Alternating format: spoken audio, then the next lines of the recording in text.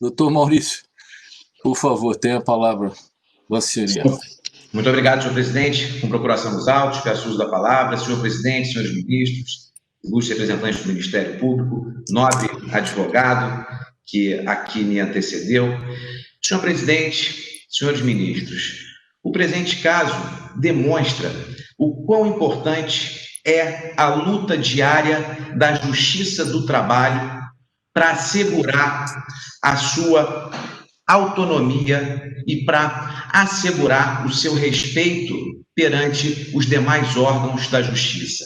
Essa é uma luta pela qual, desde 1943, a Justiça do Trabalho tem enfrentado, para se consolidar e consolidar o seu respeito. E respeito esse que atingiu o seu ápice em dezembro de 2004, com a Emenda Constitucional número 45. Emenda Constitucional 45, que alterou o artigo 114 da Constituição e ampliou a competência da Justiça do Trabalho. Essa ampliação de competência foi ali uma demonstração de poder dessa justiça especializada. E demonstração de poder a qual ela faz jus pelo trabalho diferenciado que desempenha. E justamente em razão dessa ampliação de competência é que, no presente caso, em hipótese alguma, pode-se falar em violação do artigo 114 da Constituição Federal. Estamos diante de um clássico, de um típico dano pré-contratual, cuja competência da Justiça do Trabalho é incontroversa, é manifesta. Tanto é que todas as instâncias pelas quais foi percorrido o presente processo, foi afastada essa preliminar de incompetência. E o que acontece no presente caso? Há um contrato acessório de natureza civil, um contrato assinado antes da contratação desse funcionário como empregado? Sim, há, de cunho de natureza civil. Tanto é que a ação rescisória vem calcada na violação dos artigos 944, 412 e 413 do Código Civil. E essa é que é a grande questão, uma questão de uma cláusula penal. Esse fato, por si só, tem o condão de afastar a competência da Justiça do Trabalho? Jamais, em tempo algum. O que estamos diante no presente caso é justamente o estabelecimento de uma cláusula penal para cumprimento de uma série de obrigações. É a típica hipótese, senhor presidente, de um atleta profissional que assina um contrato de cessão de licença do uso da sua imagem com seu clube empregador. É um contrato de natureza civil? Obviamente que é. Mas quem vai dirimir esse contrato? Claro que é a Justiça do Trabalho. Porque existe essa vinculação até com o próprio contrato de trabalho que não tem como separar. Portanto, não há que se falar em violação do artigo 114, muito pelo contrário, o artigo 114 foi respeitado e a decisão da turma é justamente nesse sentido. Peço vênia aqui para ler esse trecho. Como se observa, a controvérsia dos autos é sobre o não cumprimento pela reclamada da garantia de emprego pactuada no contrato de cessão de direitos. A garantia de emprego ajustada tem aspecto trabalhista, mesmo que conste no contrato de cessão de direitos. Nesse contexto, decorrendo o direito pleiteado de relação de emprego, é da Justiça do Trabalho a competência para julgar a lide, razão pela qual não há ofensa ao artigo 114 da Constituição da República. E nesse caso, o que aconteceu, senhor presidente, senhores ministros? O réu da ação rescisória, ele tinha ali um ativo que era disputado por várias empresas. E qual era esse ativo? Ele tinha um conhecimento, tinha um know-how acerca do agronegócio. Ele tinha conhecimento dos insumos agrícolas que eram necessários para cada atividade e conhecia as pessoas que queriam adquirir esses insumos agrícolas. O que fez a Vanguarda Agro, na época Brasil Ecodiesel, que mudou o nome, mudou sua denominação durante todo esse tempo. Elaborou uma proposta na qual efetuava o pagamento ao réu de uma indenização e assegurava sua estabilidade no emprego com pagamento de salários pelo prazo de 5 anos. É bem verdade que se o réu se desligasse da empresa durante esse período, ele teria que pagar uma multa, uma cláusula penal de R$ 5 milhões. E assim se estabeleceu o contraditório. Essa que foi a questão. Uma cláusula penal unilateral, que só o réu deveria pagar, e não a empresa. O que aconteceu? A empresa demitiu o réu depois de 2 anos no emprego, inclusive trabalhando em conjunto com outros diretores da empresa, porque ele tinha esse know-how. E então foi que ele ajuizou a presente ação na Justiça do Trabalho, dizendo o seguinte: não. Se há uma cláusula penal, deve haver a bilateralidade, não pode ser unilateral. E foi assim que desenrolou a questão, senhor presidente.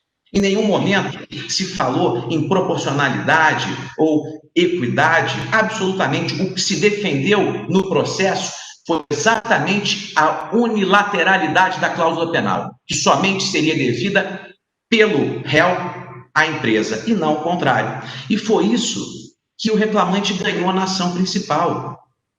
Então, não há que se falar em valor do negócio de 1 milhão. O que estamos discutindo aqui é uma cláusula penal de 5 milhões de reais, e que, por força do contrato, os juros de mora e correção monetária começariam a contar na data da infração, e não do ajuizamento da ação. Ou seja, previsão contratual. Esse caso demonstra o que a empresa está fazendo é rasgar o artigo 422 do Código Civil, é ignorar todos os princípios de boa-fé contratual que foram esculpidos no diploma do Código Civil de 2002, que rege toda a regra do Código de 2002. E nesse sentido, senhor presidente, são as decisões.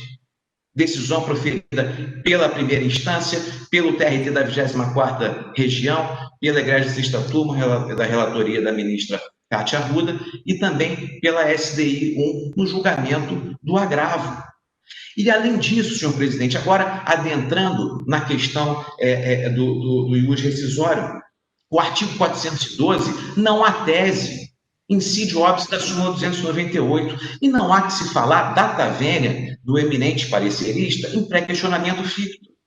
Se houvesse pré-questionamento ficto, a ação rescisória deveria vir calcada na violação do artigo 93, 9º da Constituição Federal, tal como se exige num recurso de revista.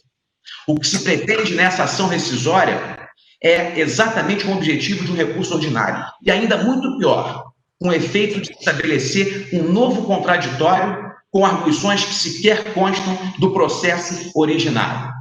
Portanto, o artigo 412 sequer pode ser enfrentado por ausência de pré-questionamento, incidindo o óbice da súmula 298. Mas então, passando para o artigo 413 do Código Civil. O artigo 413 não fala em proporcionalidade, ele fala em equidade. E qual é a equidade nesse caso, senhor presidente, senhores ministros?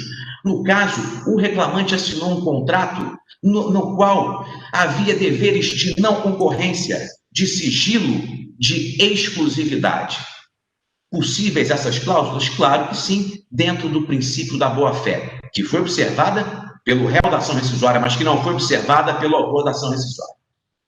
Portanto, diante de todas essas limitações que foram impostas ao reclamante, é que foi estabelecido esse valor de 5 milhões. E esse valor que, pela interpretação da cláusula, foi dada a bilateralidade.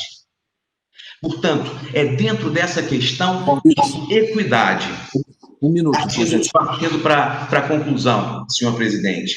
Portanto, essa equivalência material, ela diz respeito à finalidade do contrato, gravidade da infração, grau de culpa e má-fé do devedor. Má-fé do devedor que foi reiterada nesse processo. E tanto é, senhor presidente, que a própria sentença diz: nada mais desleal a defesa da reclamada. Afronta os mais comezinhos princípios de lealdade e boa-fé contratual, legal e contratualmente previsto. Veja-se que o parágrafo 4º da cláusula 3ª houve previsão do dever de lealdade. Ainda que não houvesse, o artigo 422 do Código Civil dispõe que os contratantes são obrigados a guardar, assim, na conclusão do contrato e na sua execução, os princípios da probidade e da boa-fé.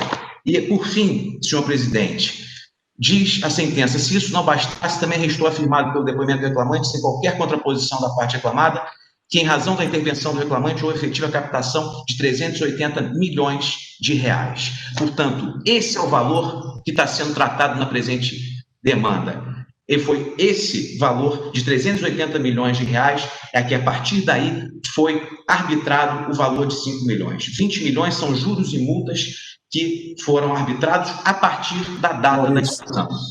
Então, senhor presidente, a improcedência da presente ação rescisória é medida que se impõe. Muito obrigado, doutor Maurício. Ministro Alexandre, quer se manifestar?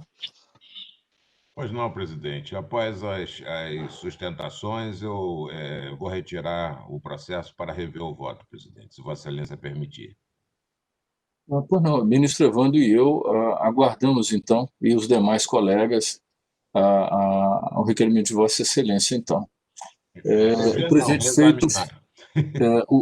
O presente feito fica adiado a requerimento do eminente relator. Notas degravadas a todos os membros da subseção, inclusive das sustentações orais dos nobres advogados. A quem desejo um bom dia e um bom trabalho ao doutor Antônio e ao doutor Maurício. Muito obrigado a ambos. Presidente, bom dia a todos, bom trabalho a todos.